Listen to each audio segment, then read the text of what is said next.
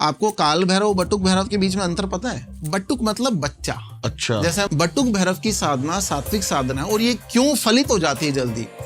ये किसी के भी दरबार में घुस जाते हैं और कुछ भी मांग के ले आते हैं। There is no rule regulation for बच्चा, बच्चे के लिए का रूल है। आपने बटुक भैरव को अरदास लगाई, आपने उड़द चढ़ा दिया, दही बल्ले चढ़ा दिया, आपने मदिरा चढ़ाई, जो भी, ये किसी के भी दरबार में जाएंगे अपने भक्त के लिए कुछ भी ले आएंगे। बच्चे के लिए तो कोई रूल्स रेगुलेशन ही नहीं है। पंचमुखी हनुमान की पूजा कर रहे हो, काली की पूजा कर रहे हो, बगला की पूजा कर रहे हो या भैरव की पूजा कर रहे हो, आपको कोई हाथ नहीं लगा सकता।